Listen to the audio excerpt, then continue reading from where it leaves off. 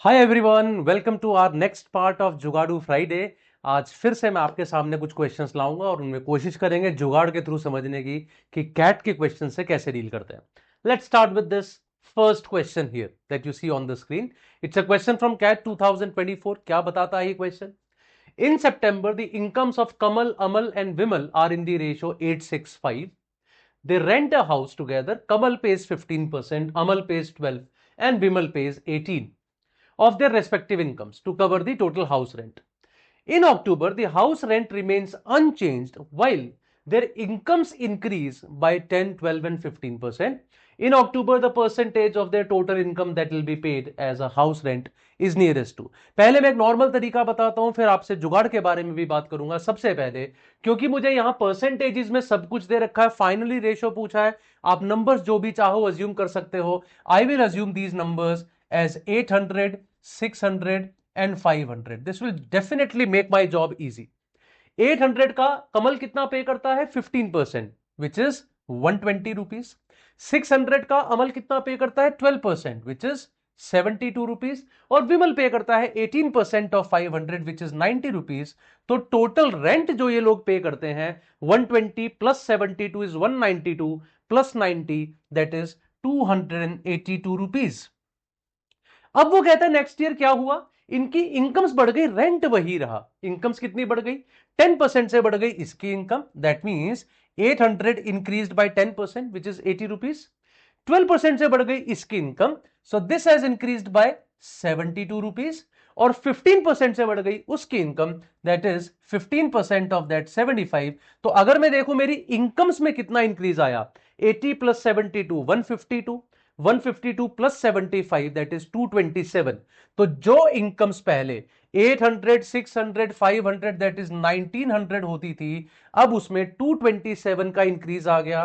The incomes now became 2127। अब आपकी incomes है 2127 और आपका रेंट तो फिक्स है 282। क्वेश्चन पूछ रहा है अब ये रेंट उसका कितना परसेंटेज है, तो 282 2127 का कितना परसेंट है, that is what my question. तो ऐसे में परसेंटेजेस कैलकुलेट करना मेरा अंदाजा है आप लोगों को वैसे भी आता होगा, फिर भी एक आइडिया दे दूं। 10% इस नंबर का होता है 212.7। अब 10% में मैं कितना और ऐड करने वाला हूं? 212.7 से 282 तकरीबन 70 ज्यादा है। इस नंबर का 1% है 21, 2% है 42, 3% है 63। तो 70 जो है वो 3% से हल्का सा ज्यादा है। So my answer is 10% plus slightly more than 3%, so it is going to be 13.26%। ये तो हम लोग जनरली भी इसी तरीके से सॉल्व करेंगे मेरे ख्याल से इस क्वेश्चन को नंबर्स लेके। इसमें मैं जुगाड़ किस तरीके से यूज कर सकता हूं, ये एक नॉर्मल सा इसका सॉल्यूशन है। A jugaadu way of doing this question is, let's try to understand. अगर आपकी कैलकुलेशन थोड़ी अच्छी तो आप इसमें थोड़ा बहुत जुगाड़ लगा के इसको जल्दी कर सकते हो। जैसे एक बात बताइए, तीन लोगों की इनकम्स का रेशियो है 865 और रेंट पे करते हैं अपनी इनकम का 15%, 12%, 18%। तो कहना ही सही है, टोटल परसेंटेज जो आएगी it will be approximately 15%। Do you agree with me? Total percentage will be approximately 15%। कैसे कह पा रहा हूं मैं? सबसे बड़े नंबर का 15% हम लोग ले रहे हैं और उसके बाद में देख रहा हूं 12% एक छोटे नंबर का, 18% एक छोटे नंबर का। 12 और 18 के बीच में 15 आता है, तो इन दोनों का एवरेज वैसे भी 15 के आसपास है और ये भी 15 ही है, तो overall it will be very close to 15%। अब वो कह रहे हैं इसमें इनकम में इंक्रीज आ गया 10, 12 और 15% का। अब इनकम्स में कितना इंक्रीज आया है? 10% का, 12% का, 15% का। तो आपका नेट इंक्रीज जो आएगा वो अप्रोक्सीमेटली 12% के आसपास आएगा। फिर से वही लॉजिक, 10, 12, 15 इनके बीच में कहीं 12 आता है, तो तकरीबन तकरीबन 12% का इंक्रीज। मतलब पहले ये 15% अगर रेंट था 100 पे, मतलब 100 पे 15, अब वो 12% इंक्रीज होके 112 हो गया है। Now the rent is kind of 15 rupees on 112। और अगर आप 112 का परसेंटेज निकालें तो 112 का 13% होता है, 14 point something, and it is very close to that. So my answer is slightly more than 13। लेकिन मैं फिर कहूं, यह चीज करने के लिए आपकी कैलकुलेशंस बहुत स्ट्रांग होनी चाहिए कि आप एकदम देख सके 12, 18, 15 के बीच में 15 आता है, मतलब ऑन एन एवरेज 15% रेंट।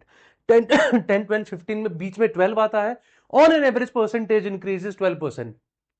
तो अगर 100 पे 15 रेंट है तो 112 पे कितना होगा? दैट गिव्स मी ए जुगाड़ तरीका of answering this question, right? That was question number 1 from CAT 2024. I'll move ahead now to the second one. There are 4 numbers such that the average of first 2 numbers is 1 more than the average of the first number. Sorry, average of first 3 numbers is 2 more than the average of first 2. Average of first 4 numbers is 3 more than the average of first 3. Then the difference between the largest and the smallest numbers is, once again, there are no absolute numbers mentioned. Let us start with this. वो कह रहे हैं 4 numbers है, पहले 2 numbers का average 1 ज्यादा है पहले नंबर से. Let us assume the first number is 1. तो अगर पहले 2 नंबर्स का एवरेज 1 से 1 ज्यादा है तो पहले 2 नंबर्स का एवरेज 2 है. एवरेज 2 मतलब उनका सम 4 है, तो दूसरा number should be equal to 3, right? Average 2 था जो कि 1 से 1 ज्यादा है, तो दूसरा नंबर 3 होना चाहिए. एवरेज ऑफ फर्स्ट 3 नंबर्स, अब एक और नंबर आने वाला है तीसरा, उन तीनों का average is 2 more than average of first 2 numbers. और फर्स्ट 2 नंबर्स का एवरेज मुझे पता है 2 से 2 ज्यादा होता है 4. और अगर 3 नंबर्स का एवरेज 4 है, उनका सम कितना होना चाहिए? 12 में से पहले 2 नंबर्स का सम ऑलरेडी 4 है, तो थर्ड नंबर शुड बी 8. अब आप देखिए तीनों नंबर्स का एवरेज पहले दोनों नंबर्स के एवरेज से 2 ज्यादा आ रहा है. And the average of first 4 numbers, 4 numbers का average 3 more than the average of first 3 numbers. पहले तीनों के एवरेज जो कि 4 है उससे 3 ज्यादा. 4 से 3 ज्यादा मतलब उसका एवरेज है 7. 4 नंबर्स का एवरेज 7 है, मतलब सम 28. 28 में से ऑलरेडी मेरे पास 12 है, 28 में से मैंने 12 माइनस कर दिया, the fourth number is 16. Question पूछ रहा है डिफरेंस बताइए लार्जेस्ट और स्मॉलेस्ट नंबर का. ये लीजिए जी, लार्जेस्ट और स्मॉलेस्ट नंबर का डिफरेंस आता है 15. That is my answer for this question, right? Just taking this first number as 1, how easy did it make for us? Normally हम लोग फंस जाते हैं ऐसे में, नंबर्स को मान लिया a और b, एवरेज आ गया a प्लस b/2, राइट? फिर उसके बाद उसके हिसाब से तीसरा नंबर, चौथा नंबर. आप इस क्वेश्चन को अगर नॉर्मली अगर नंबर्स लेके ट्राई करेंगे, you will find it a little difficult while doing it. आप खुद करके देखिएगा, दिक्कत आएगी. जबकि नंबर्स लेने से बड़ा आसान होता है, वेरिएबल्स इसको मुश्किल बनाते हैं. I'll move ahead now to question number 3, which is again a question from CAT 24. Let's have a look. A vessel contained a certain amount of a solution and acid and water. देखिए जैसे मैं पढ़ रहा हूं questions को, हम लोग exam में भी कोशिश करते हैं बिल्कुल इसी तरीके से पढ़ने की, ऐसे ही करने की. आप भी कोशिश कीजिए अगर आपका भी दिमाग वैसे ही चलने लग जाए तो. एसिड और वाटर का एक कॉन्सेंट्रेशन है. When 2 liters of water was added to it, the new solution had 50% acid concentration. Water add करने से एसिड का कॉन्सेंट्रेशन 50% हो गया. इसका मतलब एसिड का कॉन्सेंट्रेशन पहले तो ज्यादा था. भाई वाटर ऐड किया तो कॉन्सेंट्रेशन तो ड्रॉप हो जाएगी ना एसिड की, तो वाटर की कॉन्सेंट्रेशन बढ़ेगी. एसिड की कॉन्सेंट्रेशन ड्रॉप हो गई, 50 हुई है, तो पहले तो ज्यादा रही होगी. फाइनली क्वेश्चन ने यही पूछा, ratio of water and acid in the original solution. और हमें पता है एसिड तो पहले 50% से ज्यादा था, मतलब आधे से ज्यादा एसिड था, वाटर से ज्यादा एसिड था. अगर वाटर से ज्यादा एसिड था तो मेरा आंसर ये कैसे हो सकता है? मेरा आंसर ये कैसे हो सकता है? क्योंकि एसिड तो वाटर से ज्यादा होना चाहिए. बचे 2 ऑप्शन. जब मेरे पास 2 ऑप्शन बच जाए तो सबसे अच्छी बात है कोई भी एक ऑप्शन उठाओ और उसको सॉल्व करके देखो. अगर वो सेटिस्फाई कर गया तो वो आंसर, नहीं करा तो दूसरा आंसर. मतलब मान लीजिए मैं 4 और 5 लेता हूं, तो पहले इसमें 4 वाटर था और 5 एसिड था. वो कहते हैं 2 लीटर पानी ऐड करने से एसिड 50% हो जाता है. अब 2 लीटर पानी ऐड करूंगा तो 6 हो जाएगा, एसिड 50% तो नहीं हो रहा, तो मैं इनको डबल कर लेता हूं, 8 और 10. और अब मैं देख रहा हूं कि 2 ऐड करने से वाकई में एसिड 50% हो जा रहा है. इसका मतलब इनिशियली 8 और 10 थे वाटर और एसिड. फिर कहता है 15 litres of acid was further added to this solution. इस सॉल्यूशन में आपने 15 लीटर एसिड ऐड कर दिया, तो अब वाटर और एसिड हो गए 8 और 25. The final solution had 80% acid. क्या ये 80% है टोटल का? नहीं है. That means my answer is option D. I can straight away answer this. हालांकि यहां के लिए हम लोग उसको डिस्कस कर लेते हैं, वरना जरूरत नहीं है एग्जाम टाइम पे, करके आगे बढ़ सकते हैं. यहां पे कैसे? 3 और 5 अगर ओरिजिनली वाटर और एसिड थे, क्या 2 ऐड करने से वाटर टोटल का 50% बन रहा है? बन रहा है. अगर आप 2 ऐड कर देते हैं तो एग्जैक्टली 5 और 5 दोनों बन रहे हैं, तो यस इट बिकम्स 50%. अब ऐसे में अगर मैं 15 लीटर्स एसिड ऐड कर देता तो एक्चुअली में ये 5 और 20 बन जाते, एंड यू विल सी कि 20 टोटल 25 का 80% बनता है, सेटिस्फाई करता है। So fourth option is our answer. Important part was eliminating those two options straight away by looking at the statement a little smartly कि अरे यार वाटर ऐड करने से एसिड आधा हो गया है, ऐसे कैसे, मतलब पहले तो आधे से ज्यादा हो रहा होगा।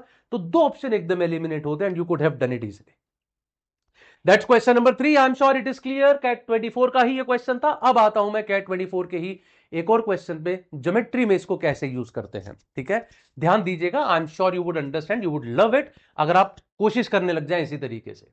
एक रेगुलर ऑक्टागन आपको दे रखा है। So this is A B C D E F G H, ये एक ऑक्टागन है।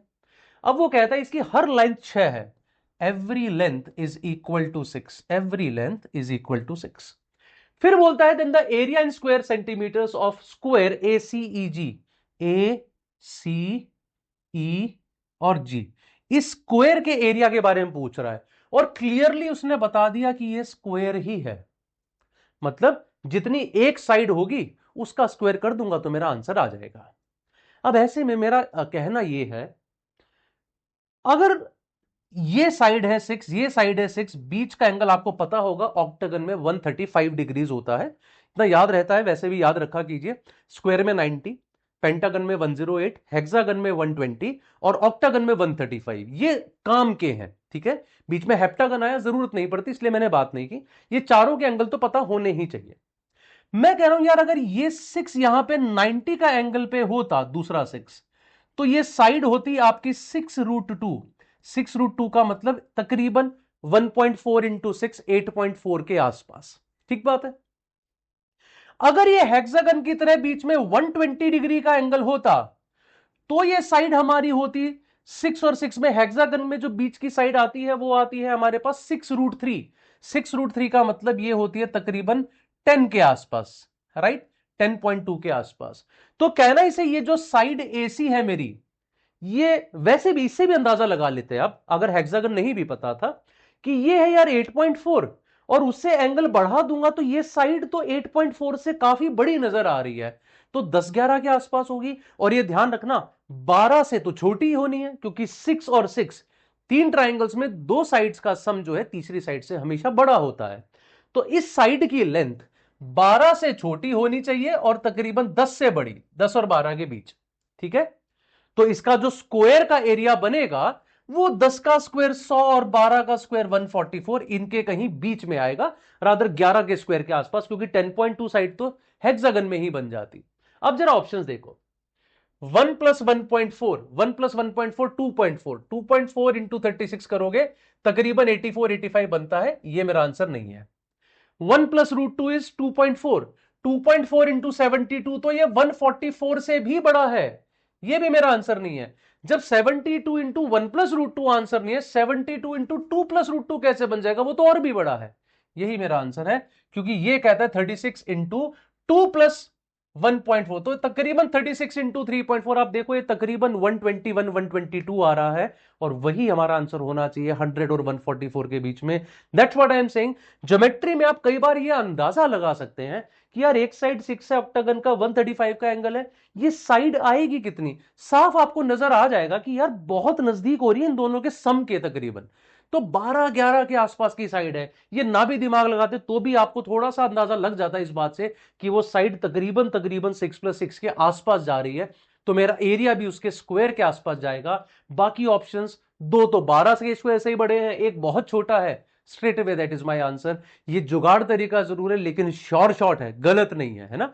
हम लोग तुक्का नहीं मार रहे हैं कि अंदाजा वो कर लिया और कुछ भी लगा दिया कि एक ऑप्शन 118 भी था, एक 122 भी था, अकड़ बकड़ बम्बे बो खेला और वो मार दिया।